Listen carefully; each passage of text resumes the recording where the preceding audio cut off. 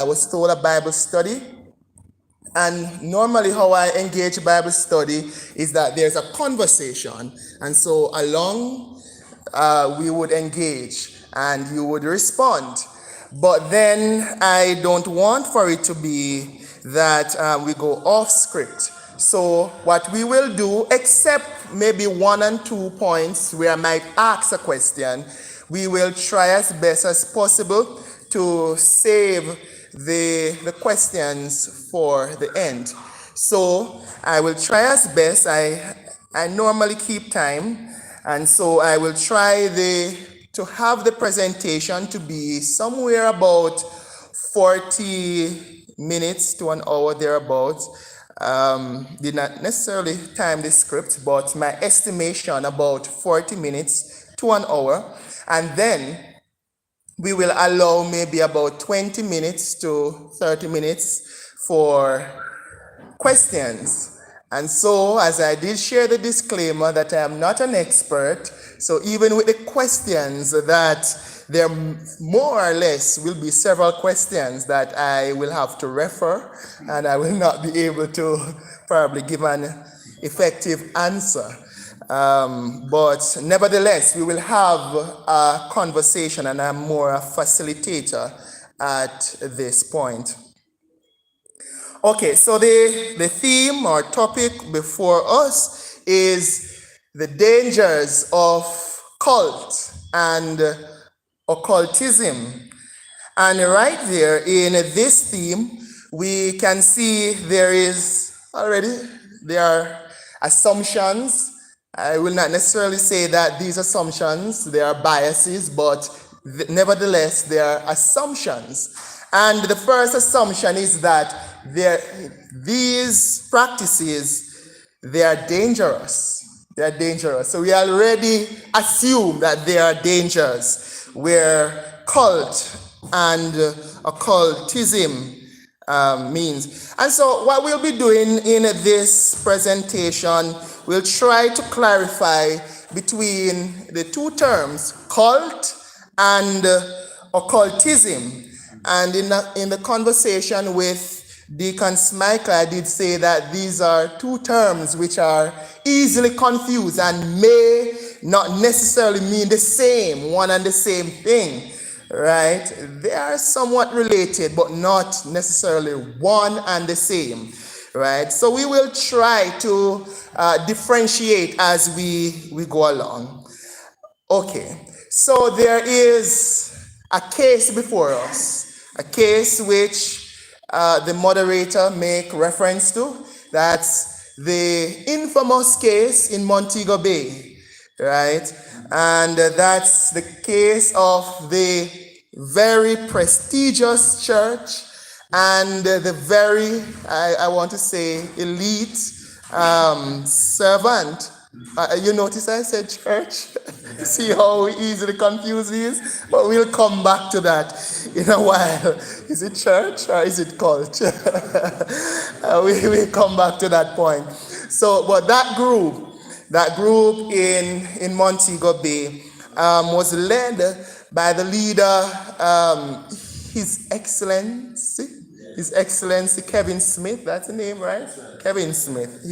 His Excellency. All right. Oh, pardon me. Pardon me. I left off part of it. His Excellency Dr. Kevin Smith. Now, we talk about cults and occultism. I came across this channel because they have a channel on YouTube, and I'm a YouTube person, right? And I always, most times at home or on the road, you will see me with my phone in my hand, almost like this, and I am streaming. I'm on YouTube. And so I came across this channel, and I see this person presenting, and I see these flags, put up, and I said, but it's faith group. I'm being careful not to say church. It's a faith group, and the flags. So I was wondering, is it church or is it a civic kind of group? But I was on the go, so I didn't get to really go into it. I heard an expression. He said something about that Montego Bay, a flood is coming. I'm like, okay, I guess one of those typical prophecies, so I never really think that much of it. But then I heard the title he carried, His Excellency. I said, but I thought he was a preacher. I have never heard that reference, that title before, His Excellency. I would normally hear that of civic persons like the Governor General or national heroes or those sort of persons. So I was interested to learn about who this person is. Now, being busy and how ministry can be, I never get around back to it. I saved the channel though. And then later on, high and below, maybe a month or two after, I heard the case in the news. And I said, but wait, isn't this the same person I was to check out the other day? I also would like to say that, this whole thing about being catched by these excitement, these practices, very catchy, very catchy. Somebody told me of a church, a Baptist church, and the one member, well, this person is in ministry, and shared that there's one member who was very attracted to this channel, and actually was always criticizing the ministry that the church was offering, that, boy, dead and boring. Are we familiar with those expressions? Well, I don't think Litchfield boring. I was told earlier that Litchfield is more Pentecostal, so I'm sure you are not accustomed to those expressions. But places where I serve, I hear those expressions. I hear those expressions even back home in my church home. Boy, you people just dead and the worship heavy and this and that and that. Right? And so, as a result, in seeking what is vibrant, seeking what is lively, that this a sister, a woman, was attracted to this ministry, and now was somewhat embarrassed to know that the end result. Okay, so that's the case before us, and I'm not sure if I need to go through all the details, because I'm sure we're all familiar with it. A lot of prophecy took place, and a lot of visitors to the church and members of the church. Even my sister back home told me of persons in my home community who then, would have traveled to see that minister who they want deliverance, and what, you go and see a reader man and person who can deliver you and do different things that you want them to do for you. And, and the whole gossip and talks was moving around. Okay, so I just would like to ask, occult and occult. Just quickly, if maybe one or two persons, if you could just share what comes to mind when you hear cult. What is a cult? Maybe one person could share on what is a cult, and a second person on maybe what is occult, occultism. Anybody? I think, sir, cult or a denomination that get their own information in their own way by activating it into an negativity. Mm-hmm. And so, okay, can I start here? Oh, okay. Thank you, Deacon White. See, I'm learning the names. Thank you, Deacon White. Oh yes, Sister. Is it correct to say it's a false religion? So it's a false religion in that, as you rightly said before, people are looking for excitement or things. They are drawn into these things. People who are looking for something more. And sometimes you see these persons come in religious groups come up, and they offer your promises, and they always have a dynamic leader or a charismatic leader. They present some glorious things. It's a false religion, and they generally have a good recited some of these. All right. Thank you, my sister.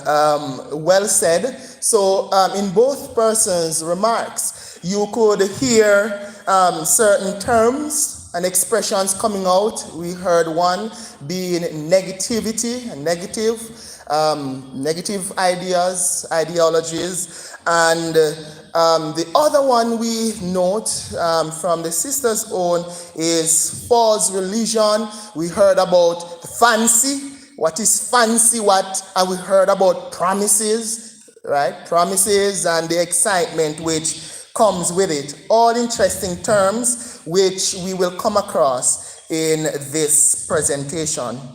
Okay, based on the document which I received from Deacon Michael, I did share with him that I believe that the intent is more on understanding what is cult. So I will start in sharing what I have pulled on occult or occultism, and then we will move into cult, right? So I'll share on these two terms, and hopefully we can make a distinction or identify the difference between occult and cult. All right. I'm not sure if you'll be making notes, but I do promise to send a document to Deacon Michael. I believe in his introduction, he did share as well that he is a part of the TDM program. That's the Training in Discipleship and Ministry program of the Jamaica Baptist Union. And this is his practicum, which he's doing. And interestingly, he believed that all of us can receive from this theme. So, occult or occultism, the occult is a category of supernatural beliefs and practices which generally fall outside the scope of religion. So note I said these practices and these beliefs are outside of traditional religion, or what we know religion to be. Maybe why you would have heard the expression false religion, but scholars will try to avoid, those expressions like, religion altogether, because it is outside of the word religion, that what we understand religion to be, it can't fit under that umbrella. So hence, occult, right? So it is a category of supernatural beliefs and practices which generally fall outside the scope of religion and science, encompassing the phenomena involving worldly agencies such as magic, sorcery, and mysticism, and their varied spells. So, in occult or occultism, you will have spells like witchcraft, obia, that sort of thing, magic, sorcery. Occultism, and here is an understanding we could use for occultism. This include various theories and practices involving a belief in knowledge or use of supernatural forces or being.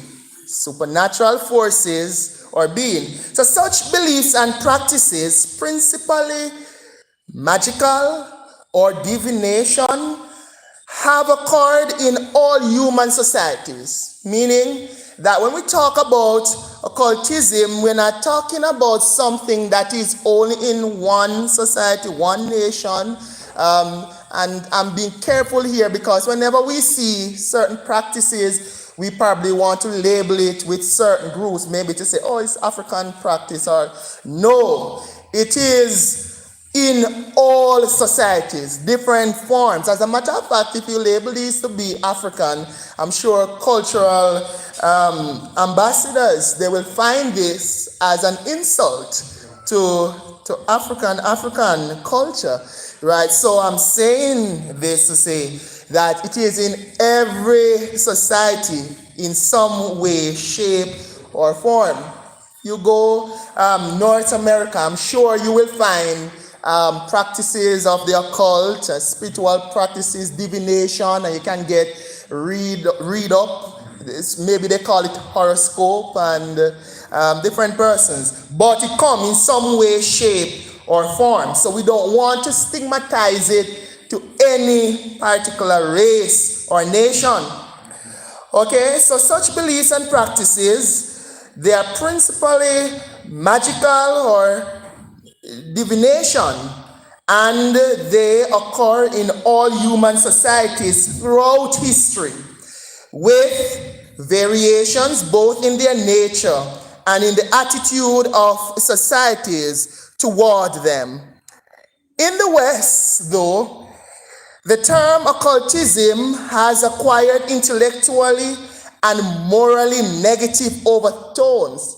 Remember, I pointed out earlier, you heard one person said it is negative. You heard the word negative coming out. Negative ideas are negative ideologies. So, and we are in the Western world. So in our space, we tend to look at occultism as being negative.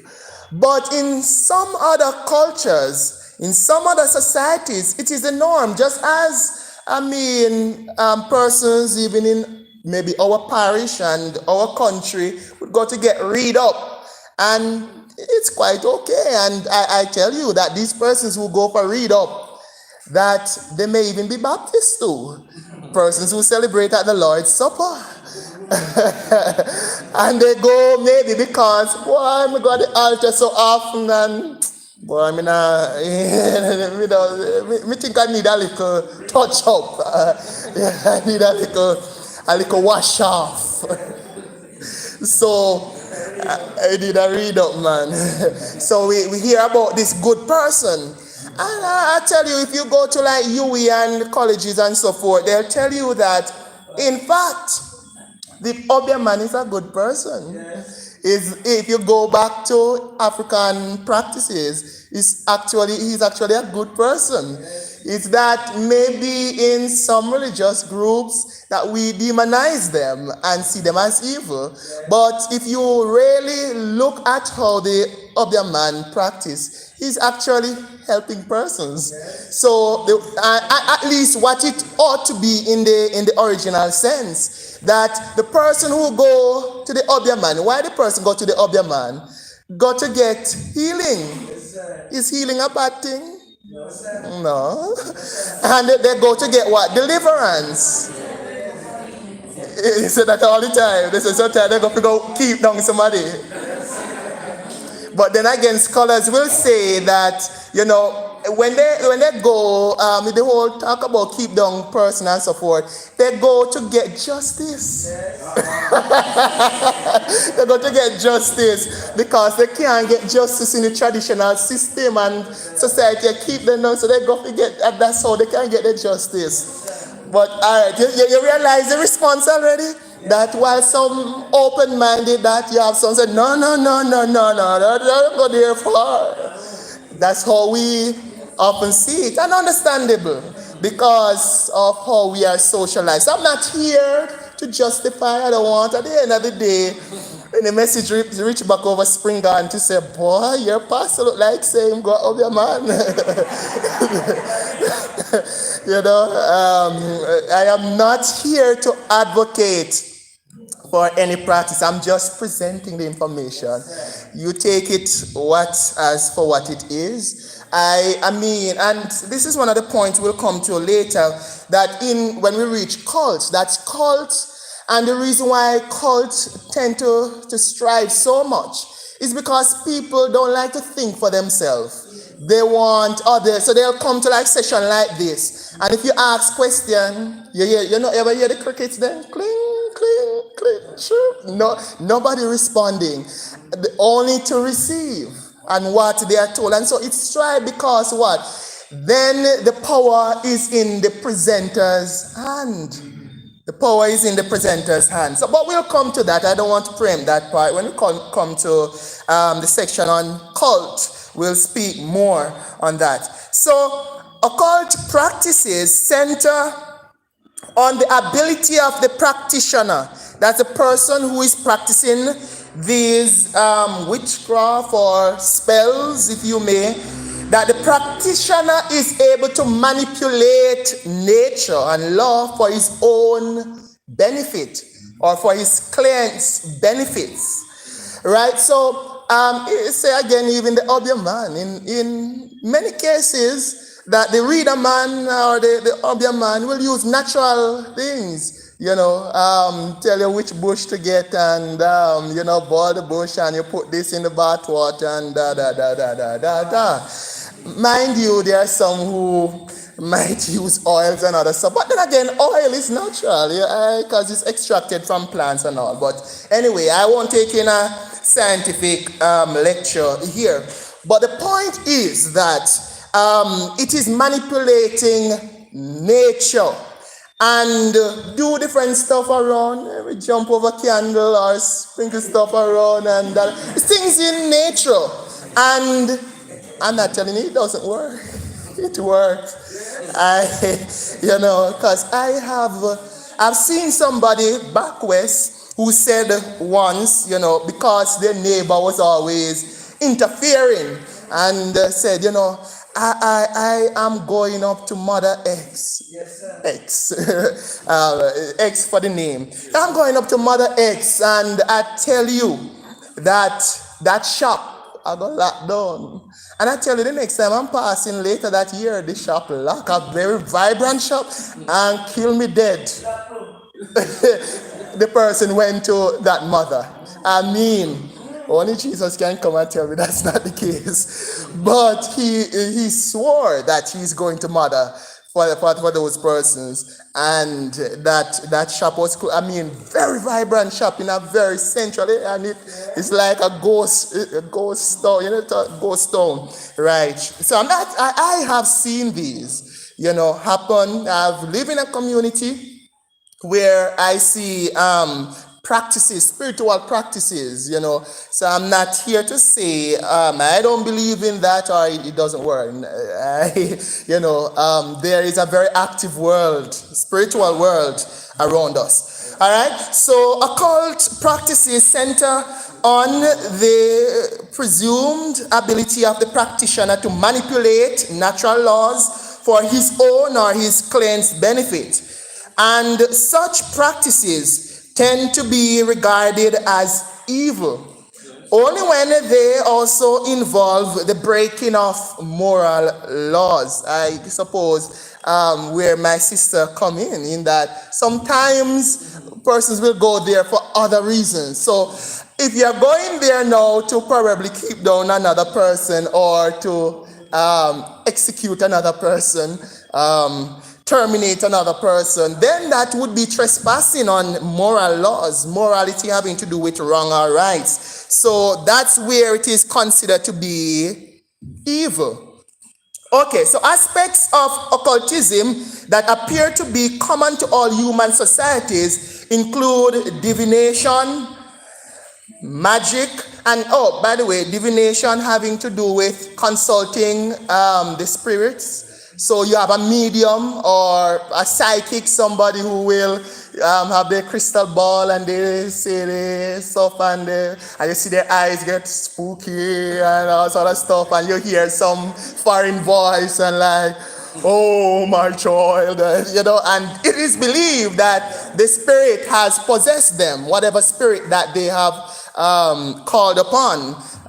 Whether it is your ancestor or grandparents, whoever it is would have possessed them, and you are able to talk. I will get to the Bible very soon, whether you're saying, boy, are we in church? All of these spirit stuff. Is it in the Bible? Is it in that Bible that you have before you? No. Is there anywhere in scripture where anybody went to call upon any spirit and the spirit came up? I love the Bible that you take around with you. Okay. All right. So Western tradition of occultism, as popularly conceived, is of an ancient secret philosophy underlying all occult practices. that this secret philosophy, it derives ultimately from Hellenistic magic, Hellenistic having to do with Greek culture. On the other hand, well, on one hand, you have Hellenistic magic, and on the other hand, you have coming from Jewish mysticism. All right, so we're going now to the word cult, the term cult. So we are resting occultism for a while. I hope you can summarize what we take from occultism. Anyone? All right, so let me wrap up in a sentence what I hope you have taken from occultism. That occultism, in the simplest way, having to do with spells and you could say witchcraft, or maybe in our experience, you could say obia, rituals and so forth, divination. So that's the long and short of that. So we are now going to the second term, which is the word cult. And the word cult originally designates a practice of religious veneration and the religious system based around such veneration. However, the word was brought into the first half of the 20th century by sociology and has come to denote a social group with socially deviant beliefs and practices. All right, so a lot of big expressions, and so let me translate what I'm trying to say here. That first, while in occultism we hear about spells and really somebody going to this one practitioner or the obeah or witchcraft, the witch or whoever, sorcerer, to get help. So it's a one person, when it's not necessarily a group or you have a society, a group of persons meeting over and over. No, you have persons, whether one individual person or a group of persons, going to this practitioner for one-off help. But cult now is normally referred to a group, whether you have a club or something like that, a group of persons meeting over and over again. And the fact that this group is meeting together means that they would have certain understanding, certain beliefs which draw them together. So we also heard this expression about socially deviant beliefs and practices. What this is really saying is that socially, the way they operate and the way they behave is not normal, or what we think is not normal. So really, as let me use here as a church, if we see a group come next us and them not really singing the way we sing or use the same song we sing, they deviate from how we behave. We say they are different. Maybe not really different, but just that we don't understand them, and so we label them with all sort of labels. So it's just really saying persons who differ from us, socially deviant behavior and beliefs and practices. These deviant behaviors tend to be like a child acting up, flaring up, that sort of thing. I'm sure even with the group in Montego Bay, we probably can trace this, where that group seem to be persons acting up and flaring up. It takes time, though, for a movement to be established as a legitimate part of the religious landscape. What am I saying here? Is that a lot of religious groups that we have today, at one point in time, they were referred to as cult. And over time, persons get to understand them and start to accept them as legitimate. So I'm going to ask this question. I have something to say about it, but I'll ask you what you think about it in terms of how do you differentiate, how do you identify a cult? How do you differentiate a cult from a religious group? And I'm referring to religious group being the ones that we are used to, such as Litchfield Baptist Church, Spring Garden Baptist Church, Christiana Methodist, and so forth. Mainstream mainstream faith groups that we are accustomed to, right? So those are referred to in this conversation as religion. And notice that this conversation, because again, I know some persons have challenges with the word religion and say, me not believe in religion. I am a faith, and they blast out religion too. So I'm saying for this conversation that we are referring to the mainstream faith group as religions, right? And so cult, how do you differentiate a cult from the groups that we are familiar with, the churches and so forth that we are familiar with? And as you answer, as you think about your answer, look at the group in Montego Bay. I think it's some kingdom, something or the other. I don't remember what the name is. But that infamous group that before the incident took place, we used to refer to them as what? A church. No, sir? There was a church. It was a church. And not only that they sing just like us. They use hymns just like us.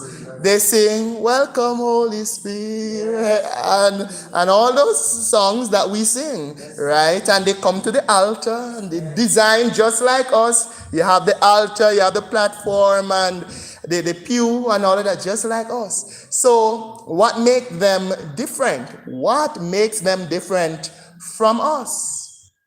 And how do you identify a cult? Anyone would want to respond to that? Just us? Anyone would like to try? This is the word I want. You have to be very careful because it could be a mixture right here. Okay? But as I say, so these people close because and the occult is very close. And I don't identify it with their behavior. The acting and behavior. Thank you, Deacon White. And rules, right? So rules, you look at their rules, and rules somewhat sound like they're trying to oppress or silence you in some way, right? So we're well on the way. I see that we have research ahead of this presentation. Thank you both for your kind responses. Okay, so followers, just to say that followers of cults, they don't label themselves members of cults, do they? As a matter of fact, cults is normally almost you could say like accusation. We just we place labels on them as cults, because you will not go and see a group as Albert Town. Welcome to Albert Town cult, or this way to the cult of the Alberton Brotherhood, or something like that, or the Christian cult.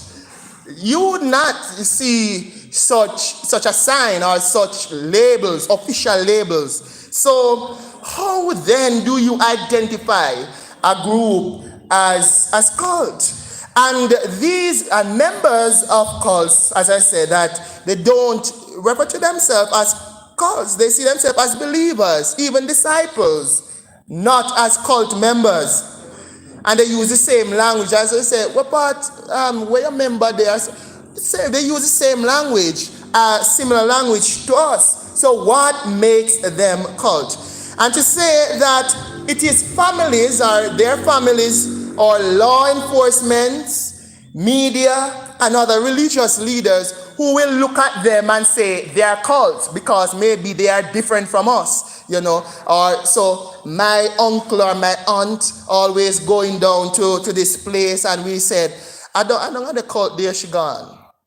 So we would label that, but the persons who are practicing or are part of believers in these groups, they don't see themselves as cult members, but they see themselves as believers and disciples. So it's normally persons who want to point them out or accuse these groups who will place these labels on them. So here's the question. Who has the final word? Who has the final say? Who has the final say? Who has the final word in deciding what are they called, or who is a cult? and what is behind the word itself. And somebody said that there's only one factor that can help to determine the difference between a cult and a mainstream religion, and it is time. Time will tell. Time will tell. Right? For my Jesus is coming. I know you would know those hymns. They're very Pentecostal, right?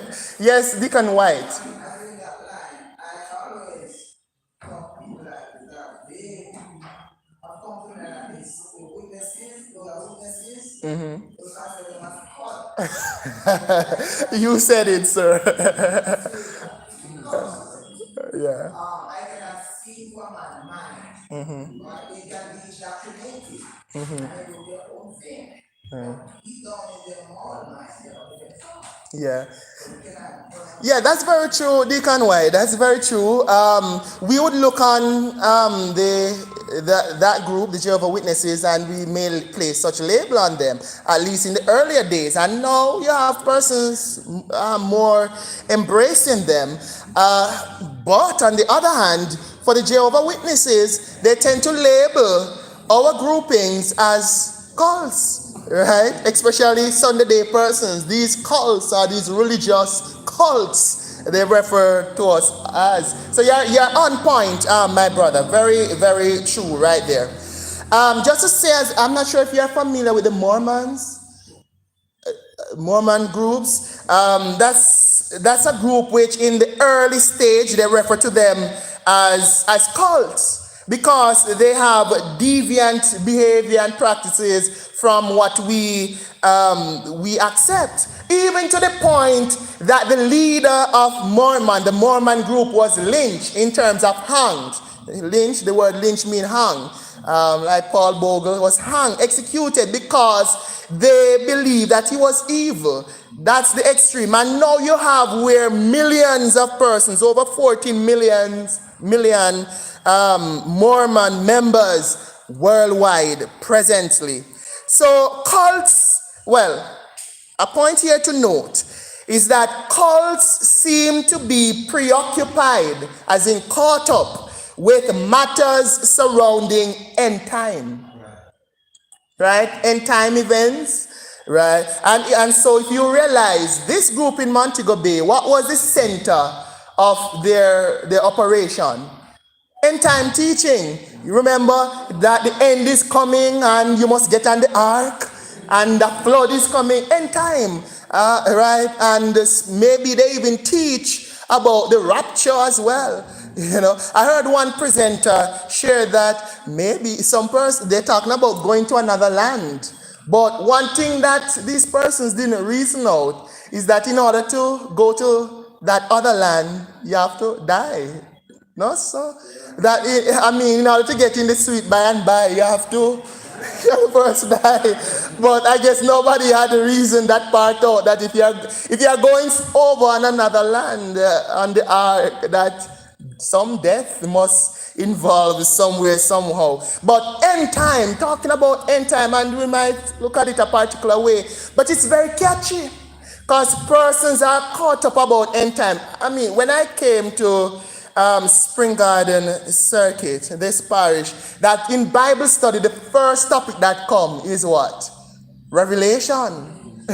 We want to study the book of Revelation. We are intrigued about end time events. And why? Because of the whole pandemic, and the persons believe that this is the end. Well, we are still here. We are still here. So persons are very intrigued and caught up about end time events. And what some would refer to as the apocalypse, talking about earthquakes in diverse places and diseases, pestilence, and so forth. Persons are intrigued about that, right? And I'm sure maybe more or less that when the pandemic started, that you probably would have explored those topics, those themes as well. Persons are curious about end time, and it is very catchy. These persons I'm referring to as those in cults. So how do we get to decide which group is cult and which group is not cult?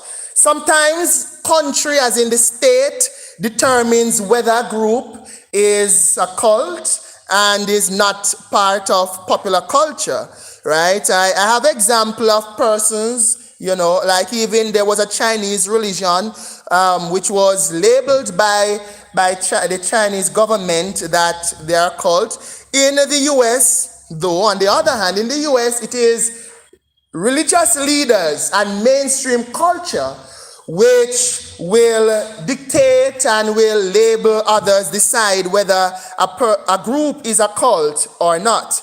But I want to say, though, that what you could use to help to identify a cult is that persons who are part of cults is normally characterized by violent acts like suicide, murder, and bodily harm, probably cutting yourself and blood and so forth, injecting yourself. So we realize all of these are traits which we could and can identify in the Montego Bay group. No, sir? Suicide, murder, and all of that. So that's one way you can quickly identify these groups. A large part of what fuels persons' distrust for certain groups is how they become popular. They just like overnight, you say Litchfield, you're toiling, and persons won't come. But just right next door, you just see a tent put up, and overnight, you see probably hundreds of persons going over there, persons coming from out of parish, and so forth, and gain popularity. And soon, you even see it quickly, they put up building and so forth, and maybe us trying to raise funds for years and probably just trying to lay the foundation. So one way is how fast and how popular these groups are. Okay, now, I just quickly would like to share another thought on cult, and then we will go in the question and answer section. So this thought which I'll share is one which is more popular, and based on expressions I'm hearing on what is cult, that this definition and this expression, this way of viewing cult is what is mainstream and more popular. That a cult is an organized group whose purpose is to dominate cult members through psychological manipulation and pressure strategies. And cults are usually headed by a powerful leader who isolate members from the rest of society. Right? Even outside of that one from Montego Bay, we would have seen a few others in recent times, earlier this year. I think there was one somewhere in eastern Jamaica there where they were meeting in some remote bush area, some mountainous area, right? So isolating persons from society. There's even a Caribbean country, I think it's Guyana in my reading, I saw wherein a group was isolated from society. And it's like long after, because of the tragic, the end result, that you see a lot. I saw photos, a lot of dead bodies laid down. I won't go in all the graphics and scare you that you have nightmares tonight. But sometimes it's after the tragic events that you discover and that this is actually a cult. So some individuals who join cults, they remain lifelong members. Others break free and share how it felt to be brainwashed by a charismatic leader. But there are also some individuals who leave a cult and report that their experience was positive. You would have seen some persons who gave their report that they never thought, as in persons from Montego Bay, they were shocked because they have good experience, while others would have said that they saw the signs, but they never really made much of it. So studying cult is difficult. It is very difficult because of how hard it is to identify and to come up with how and signs how you would identify a cult. It's nearly impossible It's nearly impossible to study active cults due to persons who are active in the cult, they don't want to share their story, as you can imagine, right? They are very secretive, all right? And quite often they are suspicious of by outsiders.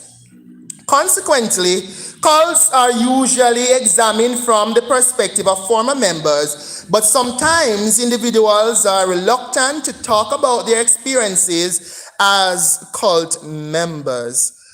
How to recognize a cult? Sometimes individuals disagree about whether a group, such as a certain religious group, is actively a cult. Even researchers sometimes, scholars sometimes can't agree on what constitutes a cult. And when I say cult, as in the word a and cult, I'm spending time on that because when I say occult, it sounds, depending on how you speak, it might sound like you're saying occult, right? So I'm saying what constitutes a cult group as opposed to the term occult. Most people can agree that cults have a leader, and the leader or group of people who serve as leaders is responsible for rules that guide members. And you remember, I remember somebody who said something about rules. I don't remember who, but one sister said something about one way you can identify them is the rules, the kind of rules that they have. So according to an institute called Cult Education Institute, there are specific warning signs to look out for when considering whether a group might be a cult. Cults are characterized by one, absolute authoritarianism without accountability. What do I mean by a fancy word authoritarianism? Authoritarianism meaning a dominant leader, like a dictator, one who dominates. What I say goes, and you dare not question it. So an authoritarian leader, absolute, not just a leader who is stern, but one absolute. There is no space. This is that full stop. Absolute authoritarianism. But there is a second clause to this, is that this authoritarianism, absolute authoritarianism, they don't want to be accountable to nobody. They don't want to be accountable to say government groups, government agencies. So we have to, though yes, church, we believe that we are independent and so on, and we are governed by Jesus, but we have to be careful whenever we reach the place where we don't want anybody to ask any question of us. I say this as well because sometimes even within a religious group or a church group, you can have occultic practices. You can have cultic behaviors and cultic practices. Because sometimes in churches, you can have some leaders who they don't feel accountable to anybody.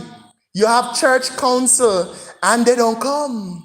They don't want to be accountable, and it's like they're running their own church within the church or having their own group within the church group and so forth. Don't feel like they should disclose anything. You don't ask me, mind your own business. So I say that to say that while we might point finger at that group in Montego Bay, that even around us, that we often display behaviors which can be of cultic traits, cultic behaviors. So we must always watch whenever we don't want to be held accountable.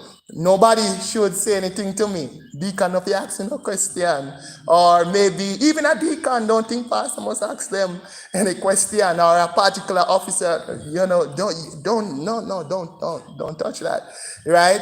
Accountability is important, And that's the difference with, say, mainstream churches, that in mainstream churches you will have different groups that you're accountable to and relate to. Say, for example, the Jamaica Baptist Union, we may have a superintendency group. We have parish association that we relate to, and we have the wider Jamaica Baptist Union. Though we believe in autonomy, but at the same time, autonomy doesn't mean that there's no accountability, and nobody should ask us any question, because we are all discerning the mind of God together. So accountability is very important. The second to note, so number one is absolute, and well, for persons who might miss that, so we are looking on ways how we can identify cults, and that cults are characterized by one, absolute authoritarianism without accountability, feeling that they have a special connection to God, and they have infinite wisdom, and they alone hearing from God. And trust me, Pentecostals, we behave like that.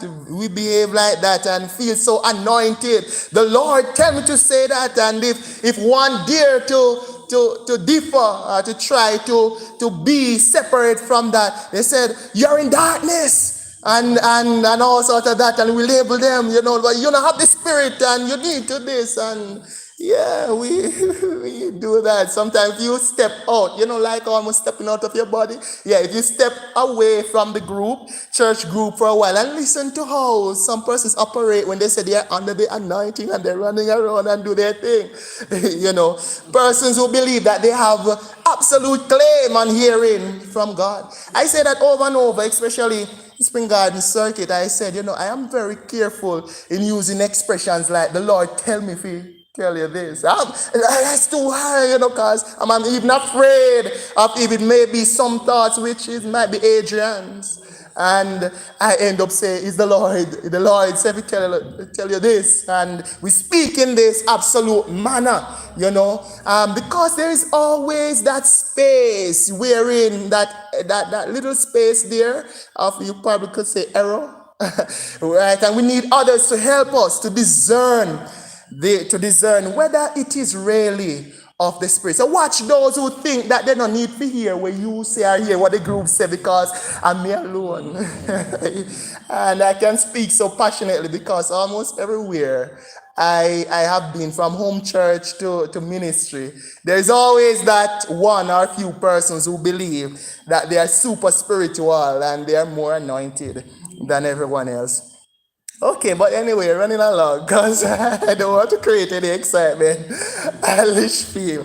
All right, so second, zero tolerance for criticism or questions, which is somewhat connected to accountability, so I won't spend much time on that. So zero tolerance. The Lord tell me this, the Lord reveal this, so I don't have any space, little tolerance for criticism. Observe how person's attitude. Say you have a project doing and you introduce it to the church council, and maybe a nice sister was planning to partner with you and give you a gift, but because the sister go ask, say, what is the project about? When you're gonna do it?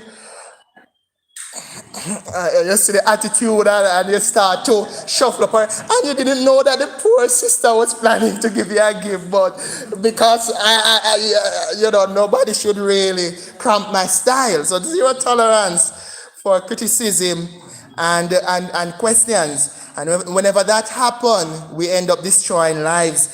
Third, lack of meaningful financial disclosure. Did I say that before? Is there any group, sometimes even in church, you don't want to disclose any auxiliary like that? No, I cannot name, but I know I battle everywhere I go with at least one particular auxiliary who don't think that they should disclose their finance. That's our business. Yeah, right here in Baptist. Anyway, number 4, unreasonable fears And I was hoping Pastor would say, "Hey, that's true, but I don't want to put it. I don't want to put him on the spot." Pastors will understand. Number 4, unreasonable fears about the outside world that often involve evil conspiracies and persecutions. Right, we could identify. We can identify these. Even say since the Montego Bay group is being called out here, that we would see how they are suspicious. And they would even go to points like whenever you meet, based on what I hear, and for disclaimer, I am not a member, I've never gone there, so I don't have any inside knowledge, but based on what I see circulating, that the leader would encourage persons whether how you should bathe. You know, you shouldn't use probably soap, and you must use natural stuff and so forth. You must use deodorant, especially when you're coming to worship. When you're coming to worship, that you must undress and wear a particular covering and all of that, and you must leave your phone at home and and all of this. So suspicious of the outside world and interference from the outside world, and that this is evil, and certain behavior, when persons behave in a particular way, is evil. And trust me, based on how you are hearing these expressions, these are terms that we use too as Christians. So that's why it is so hard to differentiate cults from the regular church groupings, right? Because we use the same expressions and talk about who have demons and whose practice is evil. These are terms we use, and darkness and all. So that we use them. And had it not been for that explosion in Montego Bay, they would be going on now. And as a very fiery church, a very charismatic church, had it not been that it reached the news. Okay, number 5. I believe that former followers are always wrong for leaving, and there is never a legitimate reason for anyone else to leave. Part of the brainwashing, and you get suspicious of those who left, you know. Let them go on, you know. Right, so it's a control over those who remains. Okay, number 6, abuse of members. Abuse of members. And number 7, records, books, articles, or programs documenting the abuse of the leader or group. 8, followers feeling they are never able to be good enough. Right, so you always have to be working to please the leader. Number 9, I believe that the leader is right at all times. I don't think I have to say much on that. I think that is self-explanatory, isn't it? Number 10, I believe that the leader is the exclusive means of knowing truth or giving validation. Right? So that thing about accountability. And if you remember earlier when I talk about, sometimes in Bible study and you ask persons for their thoughts and you hear the crickets making sound and so forth. This is a thing we should always be confident to express. We should be confident in expressing our views, however it is, and we learn from each other, right? We all have to share. And I say this over and over where I serve.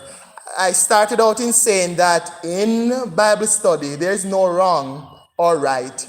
That there is a place for each person's view and opinion. So we don't laugh at the other person. If there is a space where we need to share and to help the person along, we'll do that.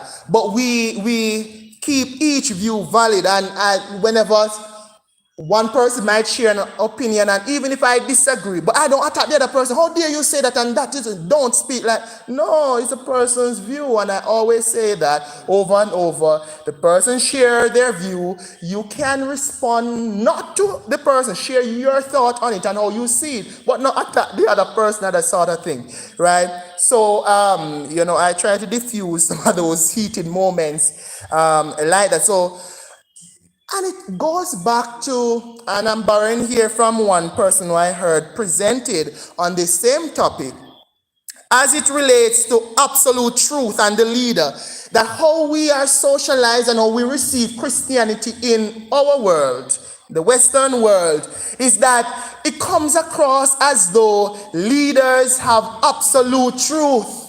And I've had those cases wherein in Bible study earlier days, and when I ask, so share and tell me what you think, the person think that I might not be serious about it. I'm interested to learn from you too. They said, no, Pastor, I want to hear what you said. And they probably think I am tricking them or something. No, the principle I'm trying to get out of the person and everybody is to know that I don't have absolute truth. And I say to persons that having gone to Bible college, going to UTC, I'm exposed to some principles as to how to interpret the Bible. But you might be surprised that you are able to quote the Bible more than I do. And some persons, what always amazes me, Pastor, is that, walking around and person may ask me, Pastor, where Romans chapter 8 verse so says? I'll be like, okay, you can Google that now, right? I don't know. It always amazes me. Why would person think I can just walk and just rehearse verses like that? There are some popular verses, like John 3:16 or Genesis 1 verse 1 and so forth, that I'll be able to recall. But I'm not a speaking Bible like that. But some persons think that he's a speaking Bible. Okay. If Pastor can say that, I don't want him bar me from coming back next time. Yeah, but some persons normally think that you go to Bible college or UTC, they think that you sit down in class and you're rehearsing the Bible. Genesis 1 verse 1. In the beginning, God created the heaven. We don't do that. We don't sit down and memorize the verses like that. We learn approaches which will help us when we go now to study the Bible. We know that, okay, we don't jump from this verse over there, so over there, over. We know that we stay in one chapter. We try to discern it. So we know certain principles, right? So I'm saying that to say that we don't have absolute truth. And we alone have some connection. And the thing about how we receive Christianity and leaders, pastors, is that pastors alone have connection to the Bible. And true, yes, pastor is set apart and ordained to word and sacrament. Yes, the word as in teaching the Bible. But you can know as well. And because it is, our faith is set up like that, and we see pastors like that, and some pastors like it too. So actually I was on YouTube, and very recent, I think one day last week, I was watching a preacher, a Pentecostal preacher, one of those apostle this, apostle that, and he was saying that he was outbursting that, you see, tonight when I'm done, you're going to come to my school, man, and learn. And I'm like, wow, such arrogance. And he behaved as though, I have absolute, and I tell you, when I listen to him, I sorry for him, because really, he don't really say nothing much, really. Having gone to school and listened to him, I'm like, wow. I shake my head, but sometimes it's that arrogance. I'm trying to point out that some persons, their ego, they try to keep persons at a particular level, and they think that some persons can't know. I remember once I was challenged by the young people listening to my sermon, and they said, boy, Pastor, then a big word he used, I said that 'cause maybe you'll be scared of inviting me to preach next time. They're big words. But I said to them, well, from the pulpit, when I enter the pulpit next time, and I said this, that all of us have the ability to know. All of us have the ability to learn. There's no difference between Bethel and Boulevard Baptist Church of such, their ability and us in terms of learning. The only difference is that for some persons, they have opportunity. So maybe some parents, they were lecturers and this and that. So they have it easy, so they were able to do their masters and doctorate. But if we have the same opportunity, we'll be scientists and doctors just the same. So we all have the same brain. So we should not underestimate ourselves to say that, okay, this word, I don't know this word. And we have Google at our fingertip. We can learn. And they might think I am probably pitying them. But here's the point that I'm trying to get to them, is that I don't have absolute truth. And if I know it, you can know it too. And I've heard that presenter, which I keep referring to, I don't name the person, but that presenter did share that sometimes there are pastors who go to Bible college, and when they come out, they left the book behind them. Because they said, boy, this don't work out here. And so they keep the people at a particular level. And so you'll never move beyond certain learning because they never expose the people. They just believe that, boy, this not happen out here. And I'm sure, well, at least my colleague, I'm sure we would have heard that in several places, This don't work out here, this don't work out here, and all them sort of stuff there. We leave all the learning back at UTC. And so what is the end result? Is that the people will just always and forever be at the same place. Right, so that's the last one. Number 10, that there is a belief that the leader is the exclusive means of knowing the truth or giving validation. Cults are dangerous because they typically rely on deceptive and authoritarian practices to make members dependent on and obedient to the group. Cults often cut members off from other forms of social and financial support and pose both physical and psychological risk to members of the group. So here is a question which I hope that have come to your mind, and the question is this: why then do people join cults? Why? And this is a question which baffles persons, it baffles researchers. Why?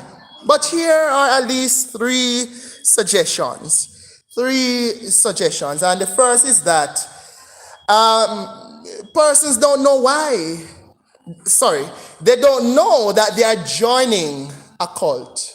Meaning that when they become a part of the group, such as the group in Montego Bay, they didn't know, because you're not going to see a sign, welcome to Montego Bay cult, welcome to Albertown cult. They don't know because it resembles, there are people sitting in the pew just like you design, and you have the Bible put in down there, and you have the altar and all of that designed just like a regular church. So they think everything is okay. And that's why, say, the group in Montego Bay, you have some members, well, hopefully they are truthful anyway, that they are shocked.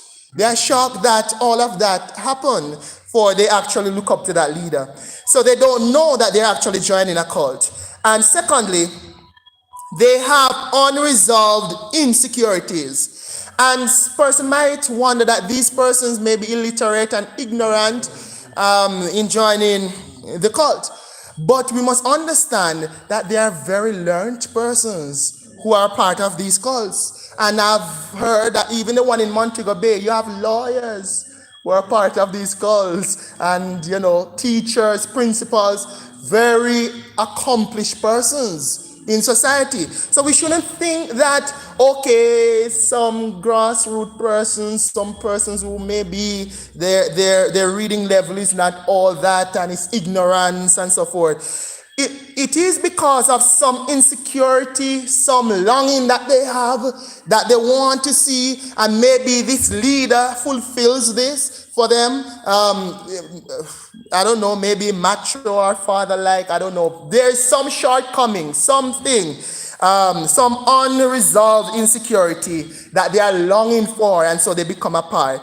And third and finally, that they are manipulated into joining. Manipulated. And this perhaps might tend to be the one which is most popular.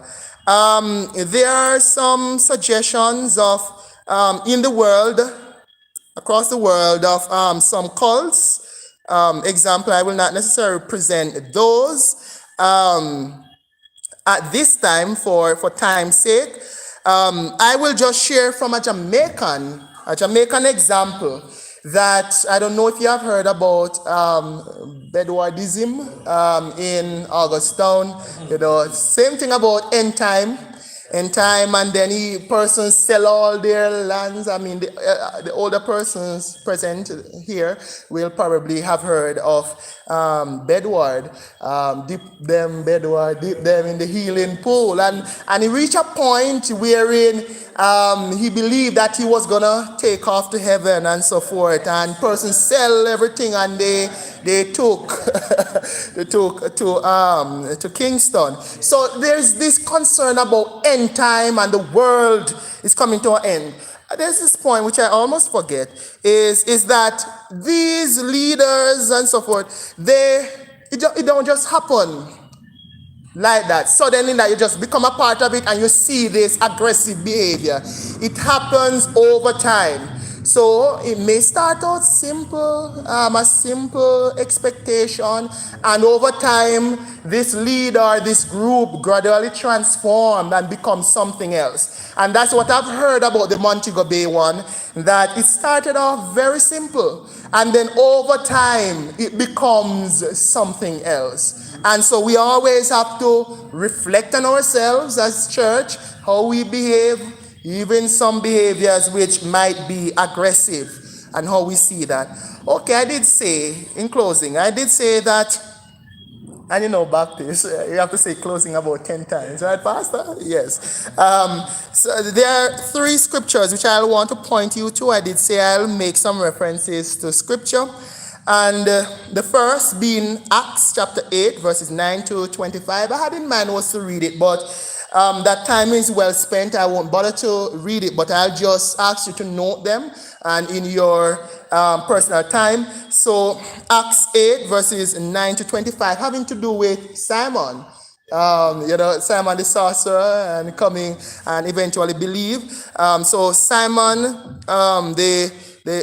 he wanted to purchase this power because he saw the disciples, the apostles then, they were doing great works, and this looked like sorcery and a higher sorcery than he was practicing. So he wanted, to a portion, and he offered money. So Acts chapter 8, verses 9 through 25, and there is another one, Acts 16, verses 16 through 18, Acts 16, verses 16 through 18. That one have to do, is a very popular one to at least for, it's a walking Bible. You may not be familiar with that one.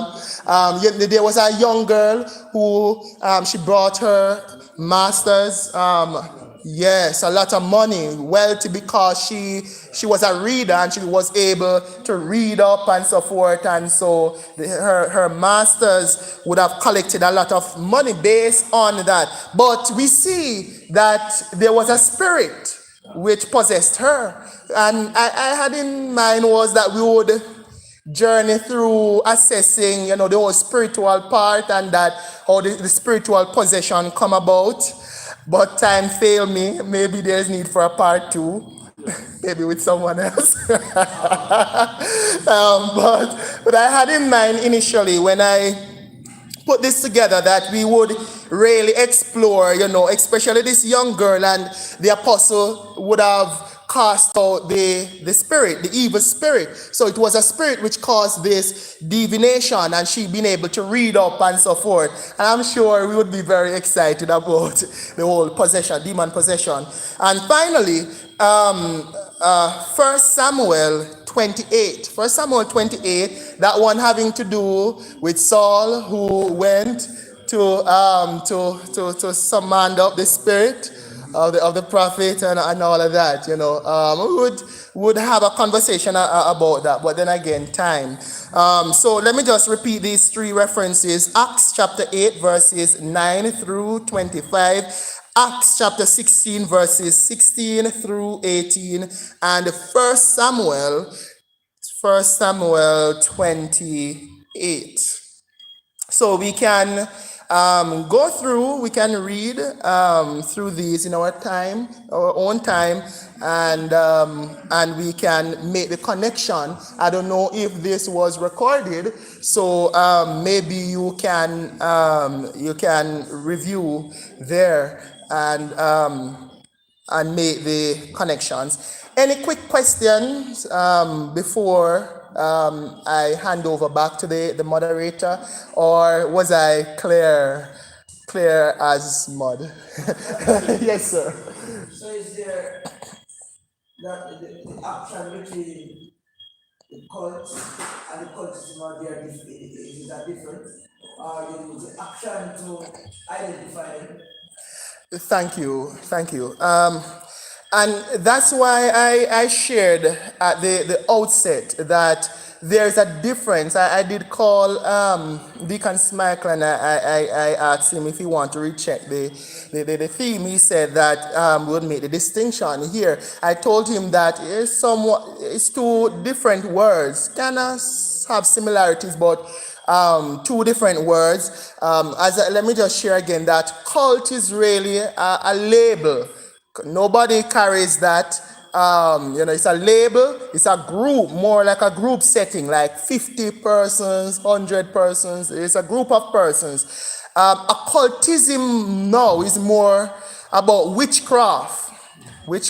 So same like when you go to a reader man or a obia man, and so it's a one person going to do a transaction, and it's like a one-off sort of stuff. Mind you that in some cults, you probably might have sacrifices, and probably they might incorporate some aspects of divination and reading up, because I get to understand that the group in Montego Bay they practice human sacrifices and so forth. So that would be some aspects of sorcery and occultism coming over. So on a direct way to answer the question, for the most part, it's two separate, different terms, almost unrelated terms there. You have to look closely, and you might see some traits of incorporating some spiritual practices which might not be biblical and may more look close to occultism. I don't know if that helped. Yes, Deacon White. These astrologers that we have coming on the what would you determine them as? Okay, so these astrologers on television, what would we determine them as? I mean, in my unexpert response, not expert here, I would place them under occultism. Because why? I wouldn't say they are a cult. I mean, persons tend to just, as I said, use terms loosely, and we just say cult, and they use them interchangeable in terms of they use cult sometimes, and at other times they just randomly say occult. And that is maybe the way they speak. When they say speak bad, it's just how you speak there. But those who know better will know that they are two separate. To answer the question directly, is that the astrologers is one person, and you go to them for help. So that would be, based on the logics, it would more come under occultism. right? So, because you don't have them leading a group of persons meeting maybe on every Thursday or every Friday or every Saturday or whichever day of the week and time that they meet. It's more like a client. A client, whether one or two clients would go and to seek help. It's a transaction, and more or less after the one and two occasion when the transaction is done, you will part company until when next you probably need help again. I think I saw a hand somewhere. Yes. Yes, just to say something, you said something at the end there. You say it starts off simple when you go into it. It looks pure, like nothing is wrong. And when you get into it, you see the danger of it. But sometimes you might not see it. But other persons may go to this place, go to the church, and see something there, and see that something is amiss. For example, the girl that was sacrificed, her father spoke to Emily, she is on hotline, and he told her that he went to the church with the girl's sister. He needed to have cancer to go to the hospital. And when he went there, the patient handled the girl. You know, he insulted her, and he said to her, this is not a good place. I said, one of the things he told her, he noticed when he went there that the door was closed. Closed the door. He said, when your church door closed. And he noticed too that the religious pastor himself took up the offering in a big box. And he said, we will not have usher this at church. The usher is supposed to take up offering. And he warned her that this is not a good place. And also, I read an article too that a man went there and he left after a month because he did not like what he saw. And he reported it to the police because one of the things that were done there were outrageous, and he reported it to the police. And also there was another case too. They start off simple, very simple. The case, I don't know if you are old enough, I don't think you are old enough to remember the Joe's house. The Joe's Town massacre. That was in Guyana. Jim Jones. I have it listed, as I said. There are some world cults, but I didn't go through for time's sake. I did not name them. They go there, they simplify Right. pure, so they Right. So the central point I hear, thank you. The central point I hear you saying, which I have noted as well, is that some persons are able to break free. Very few. But the majority, it's hard. And the reason why, one, seem like they're under a spell. Again, it's persons, they don't think they're under a spell. They think that they're okay. It's really like labels, as I started out in the introduction. We talk about cults. It's label, like persons on the outside use these labels to label them because they believe that they are believers, disciples, and all of that. So persons now on the outside label them in that kind of way. So some persons are able to break free, but others, no, it's like they're under a chant, a spell. Others would refer to them as being brainwashed. So they think it is okay. So some, they see it, but it's like they become numb to it. It's like nothing, and they're even now arguing for what it is. So they believe that that is not the right way, and they argue for that position. There's another point I came across, is that these persons, most times they tend to fear the leader. In terms of being afraid, I noticed I didn't say respect the leader. Fear the leader in the sense that either on one sense they fear their life, that they will be hurt, right? Maybe they have received a threat or so forth. On the other hand, It could be, as one point shared in my reading, could be that they believe that the leader is so divine and so anointed that you dare not disrespect the leader, or else certain kind of judgment will come upon you, and curse and destruction and so on will come upon you. So they fear that spiritual wrath, judgment, curse, and so they dare not question what the leader does. So hence why some persons tend to continue go along with what is there. Any other question? Deacon White. How did you see that you really came up? But I want to ask you a simple question.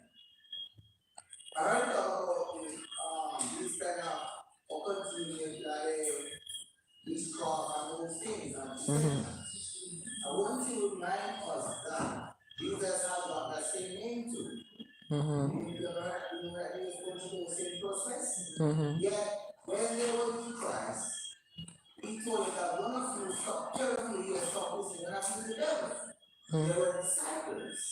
They were disciples. And I think that they killed Jesus. You understand what I'm saying? So I'm saying because we must be careful. Right. Wisdom. Right. Wisdom. Right. I studied the person who talk about who studies psychology. And from a psychologist talk different from those who don't know. I want to say that the person who wrong over there yesterday can change today by asking Christ question. Right. Thank you, Deacon White. A point that I will highlight from I won't go into the Bible reference part of it because that might be too technical. But in terms of the dangers, that thanks for the reminder, the dangers of, and you know that the theme is the dangers of occultism, cults and occultism, right? And based on the discourse so far, the conversation, you know that, these are dangerous practices. So to become a part of that practice, it's hard to break free. You are oppressed, liberty and all of that. The violence, you can end up lose your life. So the danger. Thank you, Deacon White, for driving the point home that these practices are dangerous, right? And we should not miss. Okay, I don't know if we have exhausted questions. All right, so I'll now turn over to the moderator. Just check, have I exhausted the questions? Okay, just checking. I don't want it to be that it appears as though I am shutting you down. Okay, so there's no more questions, so I'll now hand over to Deacon Michael, who will do the closing activities. So again, I thank you for the privilege and for the space and accommodating me to develop my teaching skills. And I said develop my teaching skills because I consider myself to be a student and always learning. So I don't have absolute knowledge. As a matter of fact, remember the original disclaimer that I am no expert in this field. I see myself more as a facilitator. So I thank you for having me, and again, do accept greetings from the Spring Garden Circuit of Churches. Call them over the mic. Call them over.